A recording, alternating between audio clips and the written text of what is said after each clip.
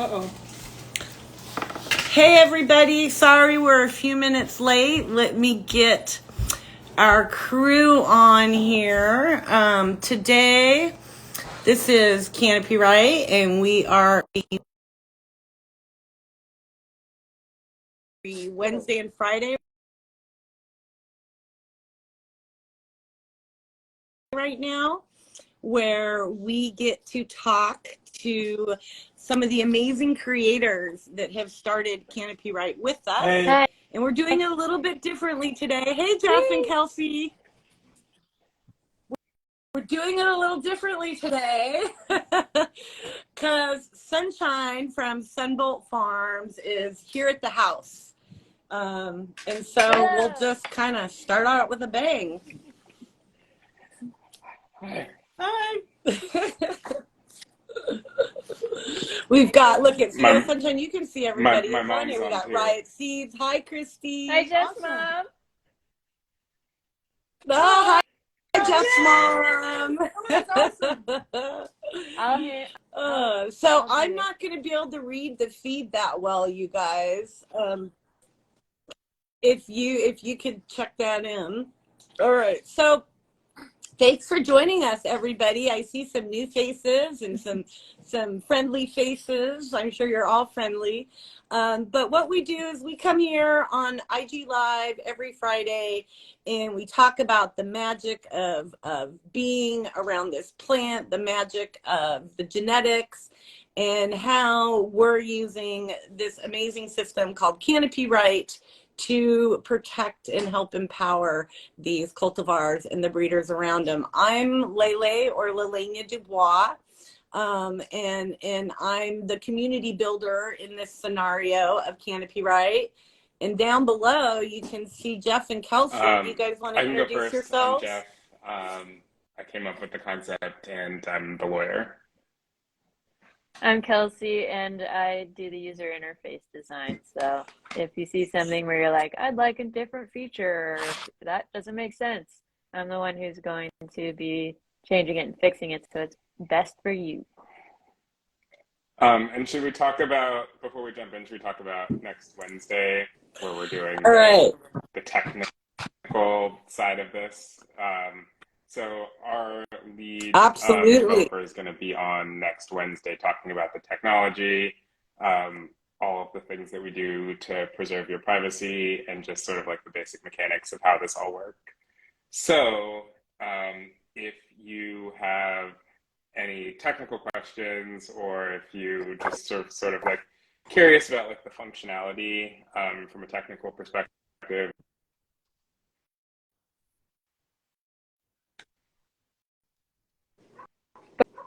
But I think you were about to say we lost you, Jeff. On Wednesday at 4.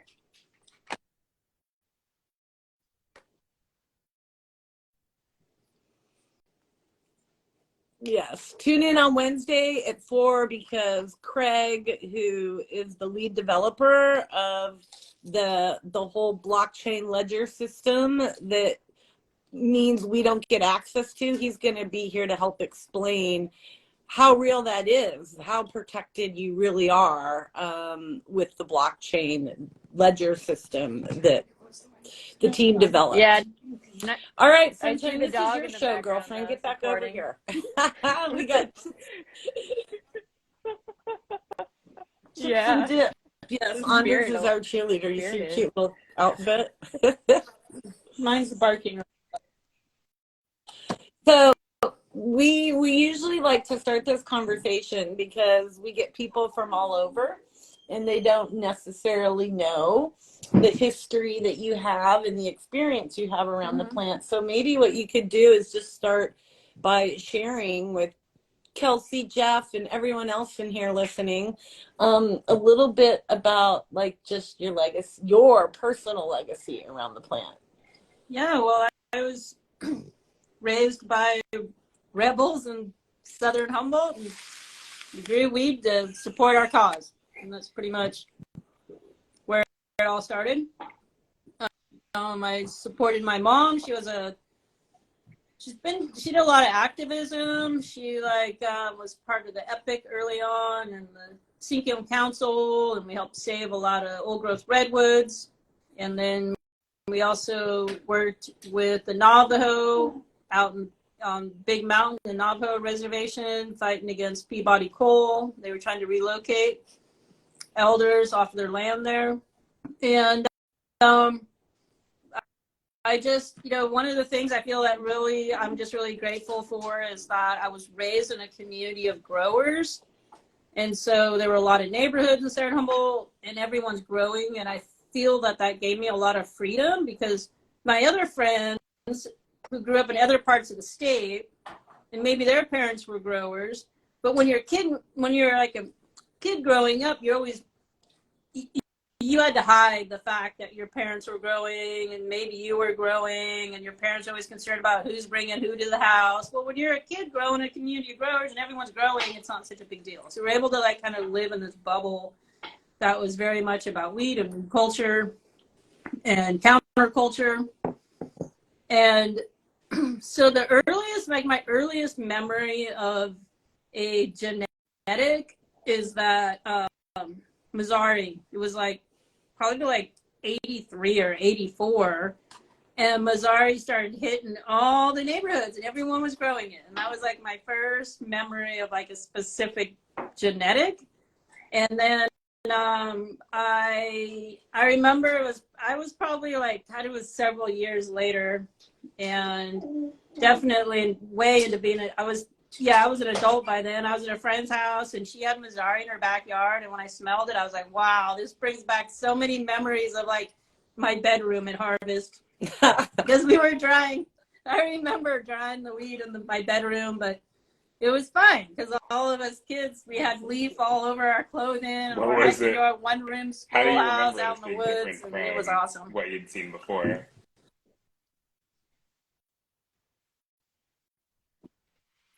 I just remember. Yeah, exactly. Mostly. Oh, you mean in terms of like coming from like the mainstream to like my one-room schoolhouse? Well, I think what I remember is we were just so loved as children, and we were truly a community school. And so all the parents contributed to like teaching us something, and we were encouraged to be activists. It was great. And I think a lot of it was, we were loved and also encouraged to be spiritual beings.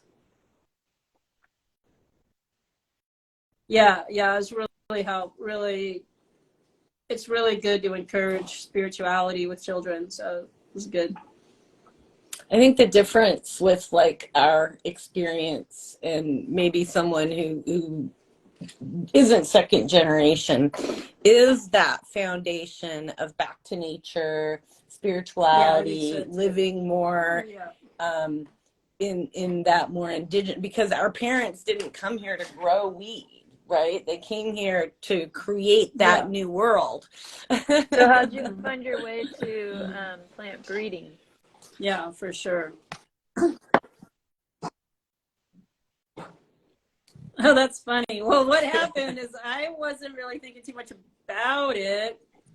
And then it was actually a business decision, honestly. So like in 2015, as legalization was on the horizon, I was like, well, I need a portfolio of strains, and now why don't I just make my own? Because I just, I'm craft. I do it all myself, whatever it is. I'm like, yeah, okay, it's time to start. So I kind of had an idea of what I wanted this portfolio to look like. And over the course of that year, a lot of things that just come to you and you're like, there must be a gift in this. So a lot of times it's worth exploring. And this gal up in Southern Oregon, she sent me some seeds in the mail. And one of them was this great thing they called it was like the double D, but really a double D, it was just something they called Mendocino Diesel, and then they crossed it twice and it was a double D. And that was just a great strain. I still have that today. And then I had that one, and then I was at the Emerald Cup, and I meet this farmer, Bear, his girlfriend Jasmine, and he had this strain in his jar. He's like, oh, you know, he's all, oh, this could win the cup or something or whatever. He's all, this is like, and I'm like, okay, you know, let's check it out. And there was enough bud in there for me to smell, and I was like, oh yeah, okay, that smells great. And that one I called the Berry Jasmine, but now I renamed it the Redwood Summer. And so that one's a very woodsy flavor. So I'm trying to create a portfolio of flavors. I want like a wood. I got like some fuel from that NorCal, or from that Double D, which I later named Rebel Moon. And then I was over at actually that Redwood Summer, it did place in the top 25 one year when I did enter it. So I was like, okay, cool. He was kind of right. I was like, that's a good one. And then I was at a friend's house, and I smoked like some Agent Orange, and I was like, oh my God, this Agent Orange is going to resonate just perfect with the Blue Dream, and these flavors are going to be awesome. I got to make this cross. So I got to track down these seeds. At the time, they were, who was growing? Anyway, I think it was Subcool had that Agent Orange. So I tracked him, or I got the seed. Anyway, I ordered the seeds, and eventually I did make a cross of that. So, and that was like my fruity kind of strain, and I still grow that one. I've actually been huffing those Wonderlust the juicy fruit. Oh, the Wonderlust. Yeah, because I made essential oil, and I've been like lacing it on my pre-rolls, and there's just been like kind of a little just waylaying it, bit of a huff kind of stuff. Anyway. We learned that Huffing naturally. That's your thing. Yeah, you should have the Wonderlust. I've had the Wonderlust. I like the Wonderlust. It's kind of it's more of a berry, isn't it, than the juicy fruit? Does it have no? More? No, that one's got a little undertone of grapefruit or okay. citrus. It's got a little. It's like it's an orchard. It's got a little citrus, pears, peach. It's in canopy, right? If anyone who watches this video wants to and grow then, it out, just press the button. Yeah, I gotta get. Yeah. That one too. I have actually a really good cut of that. I got a good cut of that one too. I'm excited. And then I have the loopy fruit, which is a cut. It's not my original cross. It's a cross that a friend of mine made in Southern Oregon, and that is a cross of Williams Wonder, which is from Williams, Oregon, and Blackberry Kush. And it's just been a great one for me. It's really just, that one's fruity too, but it's almost got that kind of kombucha sort of thing, but it's a little more elegant and classy than just the kombucha flavor. It's wonderful to smoke, and so that one's just another. It's kind of what you launched your brand out with, isn't it? Like, that's what I remember when we first, like, this whole thing with legalization and building a brand was you talking about the juicy fruit. Yeah. Oh, the loopy fruit. The loopy fruit. Yes, fruit. I did on that initial cut of the loopy fruit has gained some traction, more so than the other ones, but I have a new one coming. That Delphina, I think, is just going to hit my one's going to also be very popular. Is that the just kind of blue? Yeah, that's that one. Yeah, I have a purple and a green cut, or I have a green cut, and then the purple one. I'm just keep back crossing that until I get the flavors where I want them. But yeah, that one's very good. And that's a cross of that original, that Double D that I renamed Rebel Moon.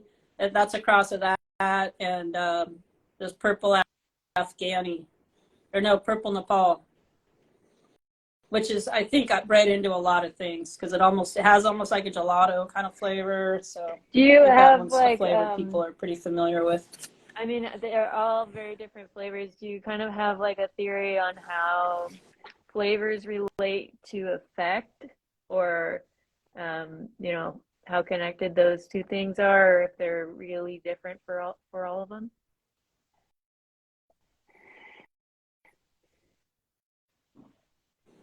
You mean flavors and effect? Well, terpenes are part of the flavor profile, right? And we're learning scientifically that they have a huge effect. It's hard to say. I mean, I think sometimes like the medicine kind of finds you in a certain sense. Yeah. I cross for flavor. And so generally when I'm talking of like for effect, I kind of want something that's slightly edgy, not something that makes you paranoid, but something that will definitely have you questioning your reality and solving all the problems creative in the world. level like that. of confusion. Yeah, but I'm working on this new cross. I think it's going to be a great one for depression, and I guess I shouldn't be so surprised that medicine found me this year, but it's a good one. I'm really excited about this cross. So it's nice. Got a great euphoric high, but it's not super stony. It's not too strong. When we had that's going to be on the show. She talked about how she chooses her medicine based on the aroma, which I thought was pretty interesting. I know that like Dr. A.D. Ray in Portland just did a podcast that I haven't listened to yet about how aroma is tied to effects, which is kind of funny because that was like right after Sandra said, you know, like this is how I choose my medicine. This is pretty cool to like see what that research is going to do to.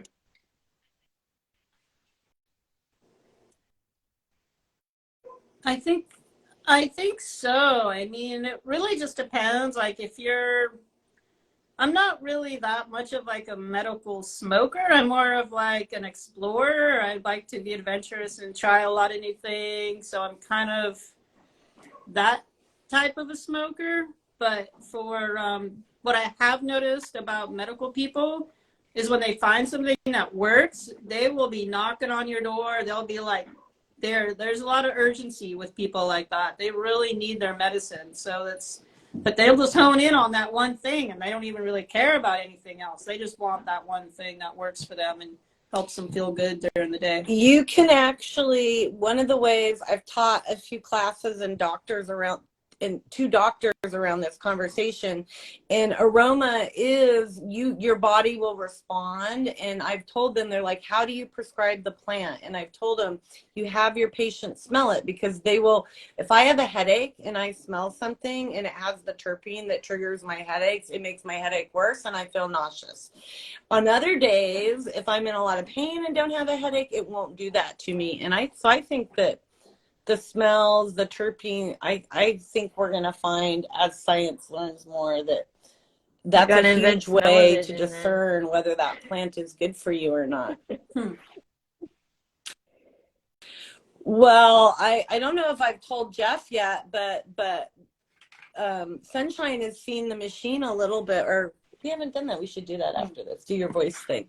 But Carrie has this amazing machine that she uses to manage my own vibrational wellness. And it reads biofrequencies. And so this summer, when I go around to farms to help them put their strains in canopy right, I'm going to be able to read the biofrequencies of the plant in the person. And we think I'll read Sunshine's biofrequency and it'll say, oh, you need more myrcene, and we can look at the frequency of her plants, and maybe her plants will produce more myrcene than traditionally. Who knows? But it'll be a fun experiment. When people find the medicinal effect that they're looking for, they come knocking on your door. Do you have any specific stories of when your strains have really helped people and they've come to you about it?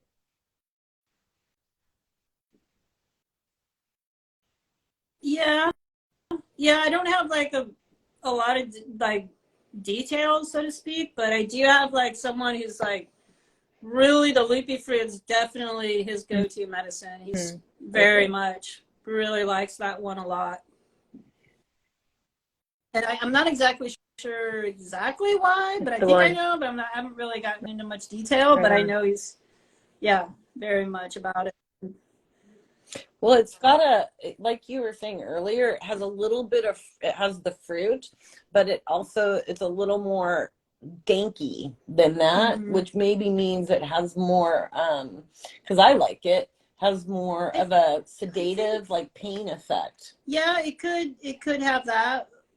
Now I'm not so sure about his case specifically, but I do feel that the leafy fruit, when I smoke that, I do feel like it kind of fills my spiritual cup in a certain sense. So it's like I smoke and I'm like, whoa, I just feel like I got done praying or something. But I just like smoke some weed, and I'm like, okay, so like I mean, in terms of like medical, one of the things that I'd like to see is that we start thinking about cannabis for just spiritual illness as well. I think it could be really helpful for that, for just connecting people to their spiritual selves.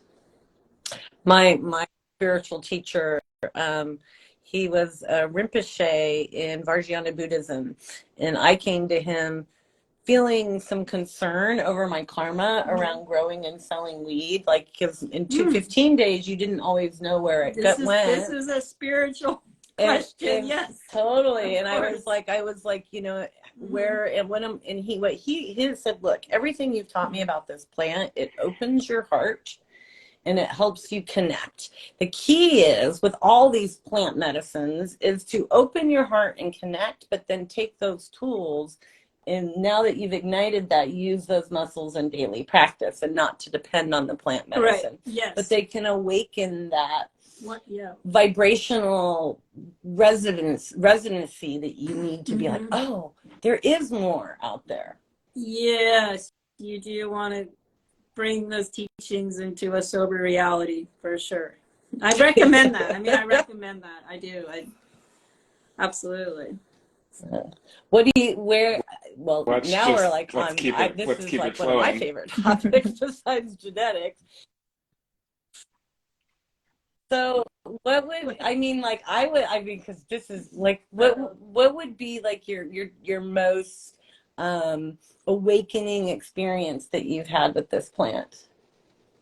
You mean just like yesterday or whatever? Yesterday, 10 years ago, I don't know. But like when you went, wow, that really helped me go to the next level. Like with what my relationship with the plant, there were probably like a couple of things. One was that my mom was really she has a spiritual connection with the plant, and she would talk about experiences that she had praying with using cannabis. She also, when my brother Marley was born, this was actually cool. Like they took the placenta and they grew a ganja plant over it, and like for a kid that was like pretty symbolic anyway of our connection with the plant, our family, and what it was doing for us.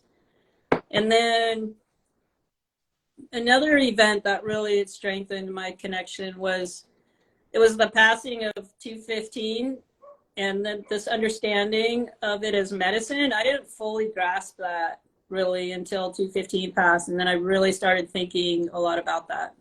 And into the cannabis. I grew a lot from that experience. Train wreck.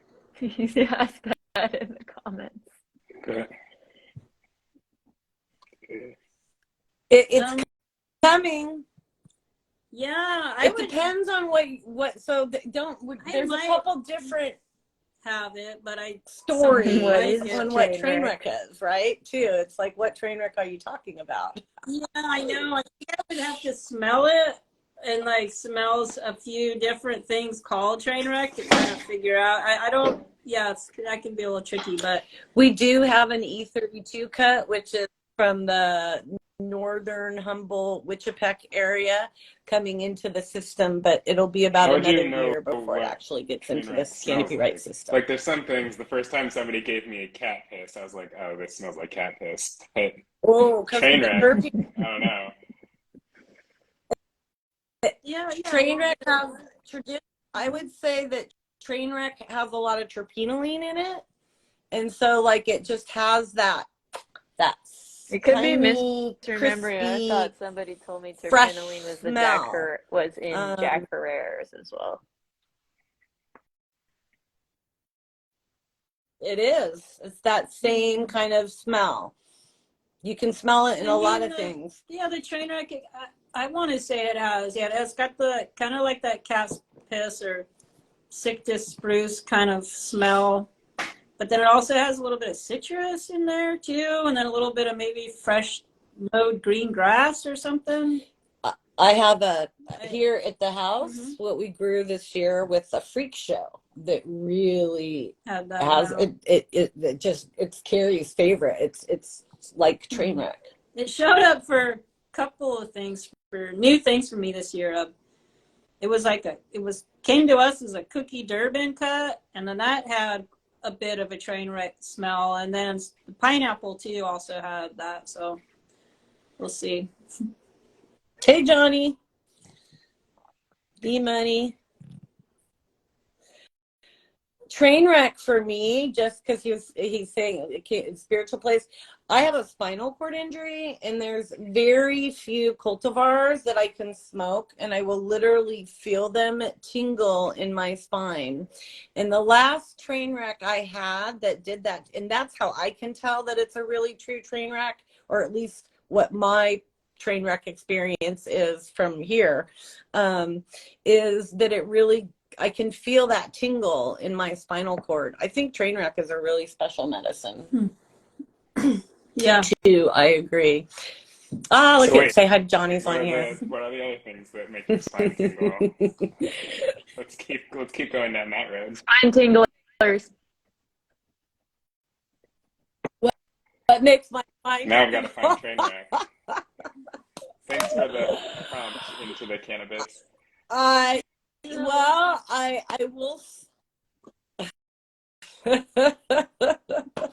Well, we'll get that E32 cut in there, and that made my spine tingle for sure. I don't know what it is that does that, but it's not something that I come across that often. Smell and effect. What else do you look for? What turns you on when you see it in the plant? Well, I mean, it's kind of a little bit of intuition as well. And so something will just kind of speak to me, and sometimes those things are just right in front of me, so I need to pay attention because it's like right there. Like where are you growing? And then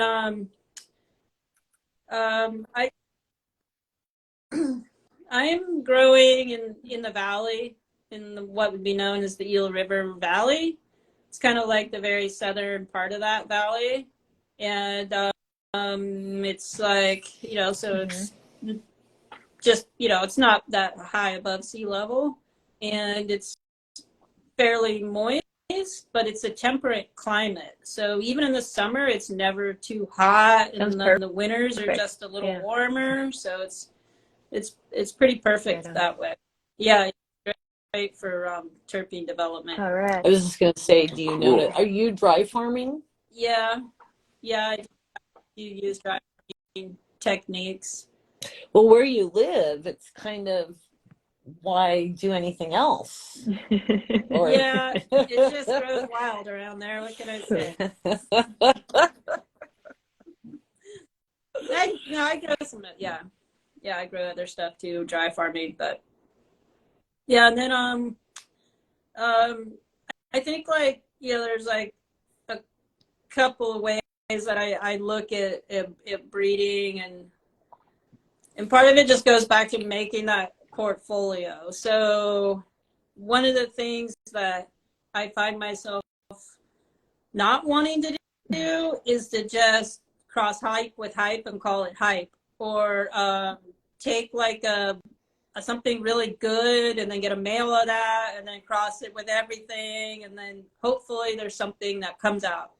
So like I just want something that's really focused, so that each one of my genetics is a standalone, and they're all good, but they stand alone, and then they're good in their category. So I mean, yeah, you want something fuel, you want it to be a really good fuel. If you want fruit, you want it to be a really good fruit. And so it's just a matter of like staying focused, because these days, every single strain or every cultivar you grow, it all has to be represented. Everything's got to be sold, which takes, it's got to be represented. So you can't just, it's not just going to sell itself, basically. I mean, it can, but you don't want to be thinking like that. You just want to be like, okay, it's all got to be represented. So I'm like building this portfolio and careful and staying focused and not getting too many of the same things, because otherwise everything starts to taste a little bit the same.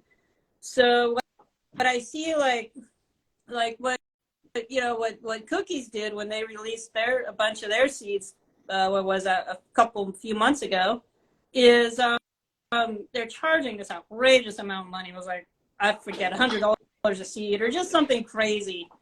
But that's what they did. They took a male and they put it across all these things. And I'm like, look, man, I mean, you're showing me you cross the same thing with like 5 or 6 things.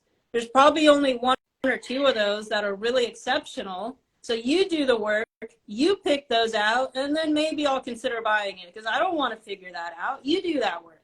And so I feel like that's what happens, is like it starts to get a little bit kind of like, hey, you know, I think you just need to stay a little more focused and like take some time before you actually release a genetic, instead of throwing it out there and then seeing what happens. Like, oh yeah, let's let all these other people Johnny grow it and then I'll figure it out. Like, no, wait, do how some you of that get work such high yourself terps first. and what your tricks are for getting high terp percentages.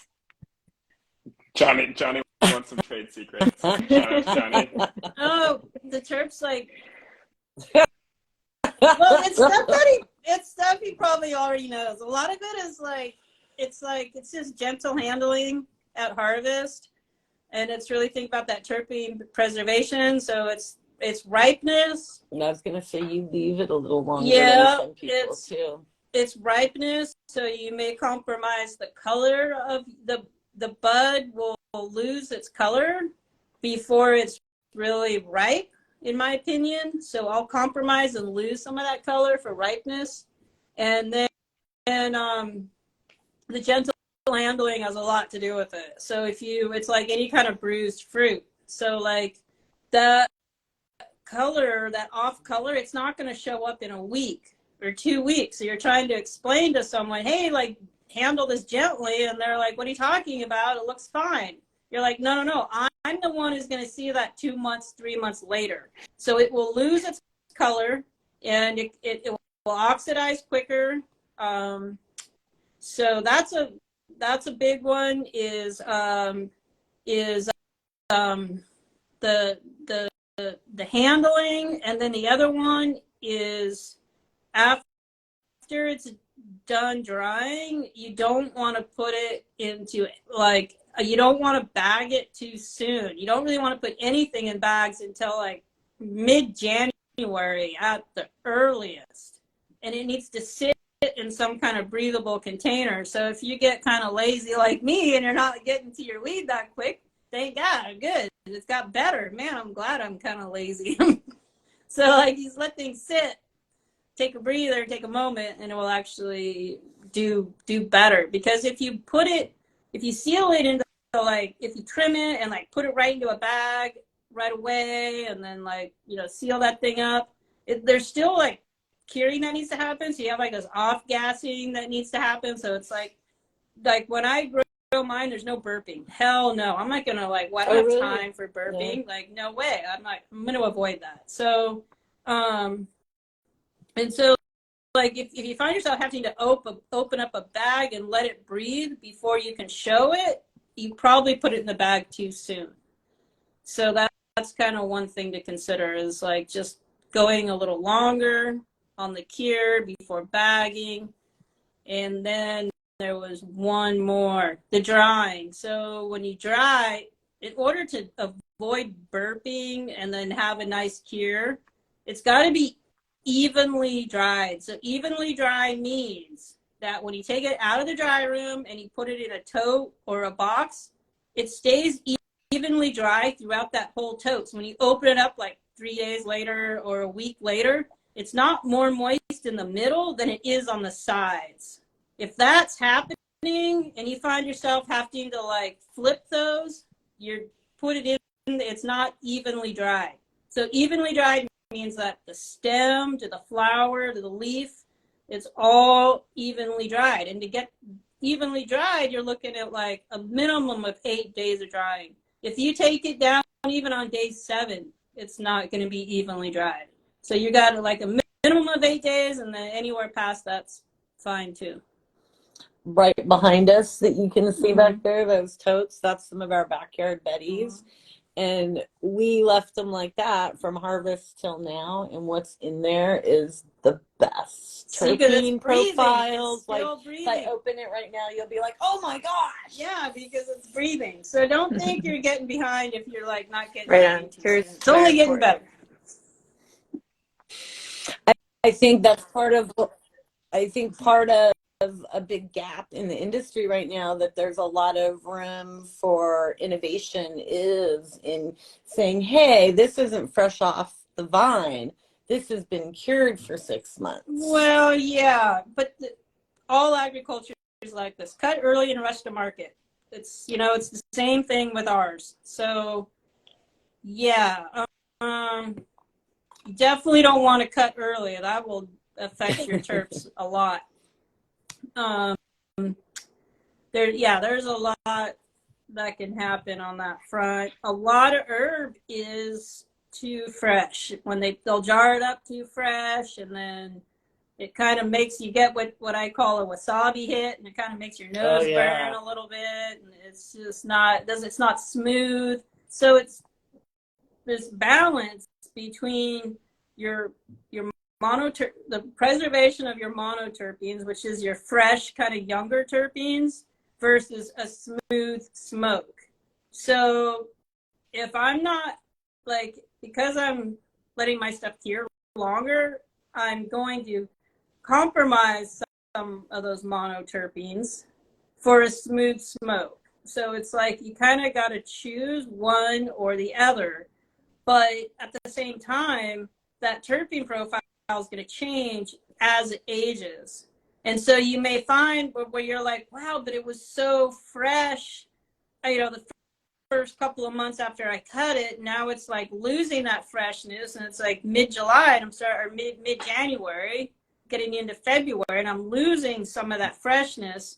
But then you smoke it in April, May, and June, and you're like, oh man, I'm so glad I waited. This is so much better because there's these other terpenes. So it's it's just, you kind of got to choose what you want. I'm going to go for smooth smoke. I'm going for smooth smoke. And best recommended between a certain age period. And we don't do that for cannabis, whereas cannabis also kind of has this, it's even more important, when you get in the drying and curing and aging cycle to your smoking experience. And each genetic is different. It's gonna maybe cure a little different longer. Some can go quite a bit longer than others. So people will talk about aged. Oh yeah, you aged going 2 years. If you're gonna go 2 years, there's only certain cultivars and terpenes that are really gonna age well like that. Yeah, we gotta think about how to use that in branding and marketing, and just sort of consumer education. Well, you bought this from the store. It was harvested on X date, but best consumed when? I always want to, because I don't know, I like finding old weed sometimes. It's like a little gift from the past.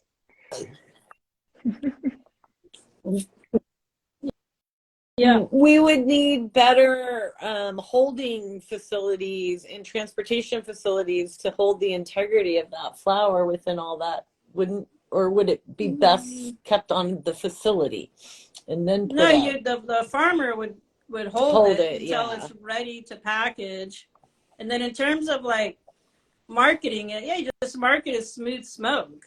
I mean, that's what it is. So, and then people are tired of, they think you're supposed to cough and have all this nose burn and all this, and then they try something that's labeled says smooth smoke, and they're like, oh my God, wow, this is really smooth. This is a nice smoking experience. That's another quality. It's not just the high or it's not the flavor. It's just, it's the body of the smoke, it's the texture of the smoke, it's the flavor in the smoke. It's like, how is that smoking experience? Because each cultivar has a different smoke quality to it.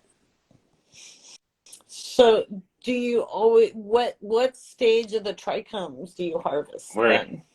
We're getting all of your trade secrets. The trichomes? The amber, the green? Yeah,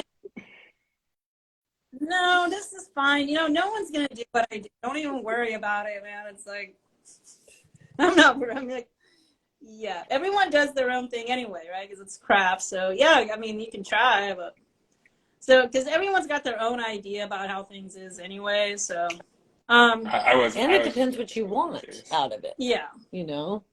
I mean, if anything, oh, no, it's cool. It's cool. No, I'm fine. I'm like, people will just jump off of, find another idea and jump off at that. So, the trichomes are, I do look at them, see, it depends, like, because for trichomes, now I'm like thinking about hash and hash making and resin. And so it depends on like how the oil, the resin, how it feels on my fingers for kind of like, the impression I have is that the resin, okay, that the resin is ripening a bit later than the plant. So the plant will be past ripe, and then the resin is like another couple of weeks past that even. So you could harvest your flowers sooner and then let the resin go longer. So for the ripe resin heads, they like, you want to, yeah, it's just, I'm not totally, I just go by the oil on my fingers and the ripeness of that, how it feels, to kind of tell if it's just has that nice texture to it. Nice. What cultivars do you have in Canopy Right? So what was the name Yeah, of I'm it? gonna put more. I'm gonna put more. The Wonderlust. Oh, the Mountain Medicine. Mountain Medicine. I had a little bit of a situation to go down with. That one I might hold off till next year. I need to do a little more work on that one. It made these really big seeds, and then the worst thing that can happen to any breed, one of the worst thing that can happen to when you're breeding, not like the worst, but No. damn it, if I didn't get taken out by a rat on these big seeds, I'm sure it ate everyone. But I have a library of seeds, and I can go back and I can like replant it, but I'm curious about these big seeds, and I don't know if I kind of wonder, like, I don't know how stable those big seeds are across the genetics, so I kind of want to play with it some more and see how stable it is, and then maybe cross it with something else that has big seeds not quite as big, and see if I can stabilize it that way, because the idea is to be able to get food, fiber, and medicine on one plant. So I think I'm going to work with that one a little more, because I don't want someone thinking they're going to get big seeds off this genetic and it turns out it's not stable. It's just a new thing. I've never really done, I don't know. I got to go see. And I haven't heard a lot of people locally. We talked about this today at the Legacy Project, the value of protein and food around this plant when it's such a food crisis in the world, and we're not even, so I think that's really beautiful that you want to develop a plant that hits all those important aspects of survival. Well, yeah, the seeds were amazing. Yeah, absolutely. 100%. So, yeah, that one I'm going to work on a little more, because I don't know. Because you don't know. Yeah, I want to see if I can keep getting those, because those were like half a centimeter big or something. They were huge. They were like 5 millimeters of seeds. That was pretty big. So anyway. So for those that have just joined in, I want you guys all to know that you can go to Instagram, Sunbolt Farms. It's Sunboldtgrown. It's Sunboldtgrown, excuse me. And that's Sunshine that we have on here with Canopy Right. I'm Lele, and you've got Kelsey and Jeff. We're the Canopy Right team. And we're just talking to Sunshine about her experience around the plant and her cultivars. So let's see, we're coming close to the top of the hour. And we take these and recreate them. I would love for you to kind of talk about where you see, I mean, our communities are in such crisis right now. How do you see folks navigating through to the light? What kind of words of advice? Well, I mean, I know Layla agrees with me on this one, but like, herb has always taken care of us, and why won't it take care of us now? It always has. Like we were just saying, we could eat it if we needed to. If it gets that bad, we can eat it. We can juice it. My mom used to make cake out of it. If you seed your plants and you juice it, you get you get everything the plant has to offer. Just letting it go to seed and juicing it. And use the price of food right now. It's almost actually. Almost is more cost effective to eat it than to grow it right now. I mean, the other thing too is to like, honestly, like, I mean, if you take 100 pounds, even just here in Humboldt County, and you put them on the table, 10 of those pounds will be exceptional AAA. And no matter how much weed the state of California grows, there will never be enough AAA. And regardless of what market you're in, whether you're in the regulated market or what I like to call the self-regulated market, as long as you're growing the best weed, you'll do just fine. You'll do fine. And how do you see using Canopy Right helps you navigate this new market? Well, that is, that's something that we're all going to learn about. So we just got this thing on live, and now we're going to get feedback. And so this is what's exciting, is like it's all in your head, and you're all talking about it and thinking about it, and now all that external feedback is going to come back, and it's going to be awesome. All right. Thanks everybody. If you guys, any Kelsey, do you have anything you want to share with everyone before we go? I just appreciate everybody who tunes into these, and Sunshine, thanks so much for coming on. It's great talking to you. Yeah. Thank you everyone for joining us. Thank you. Thank you. And everyone, Canopy Right is live. If you go to www.canopyright.com, anybody can register as a home grower and look at the marketplace. You don't have to register a cultivar right away. If you just want to go in and check it out, please do. And more to come. If you want to go learn more about what's coming out at Sunshine's house, go check out Sunbolt. Yeah, so just keep your eye on Canopy Right. I'm just really excited to see where this is going, and I just like thank you for looking out for our best interests and understanding where we're at here. And we are like artists. We do need to protect our art. Thank you for supporting it, really. I mean, thank you for being an early adopter, I guess is what we're calling it. Huh, Kelsey? It's really awkward at the first stages, but early adopters. In fact, I have a release for you. It's real. Everything's awkward at the first stages. That's life. And you're right. Faking it otherwise. And that's just not what we're doing here. And just really glad to have.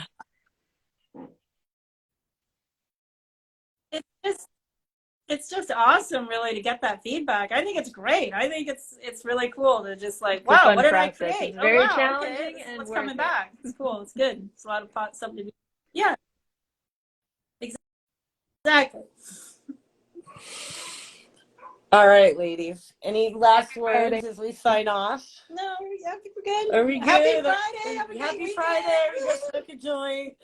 Bye, you guys. Blessings. Thanks, Jeffrey. Jeff's saving the world in other ways. Like, how do I get out of here? No, you're stuck in the metaverse. We're stuck in the metaverse. scary. Okay. It's right up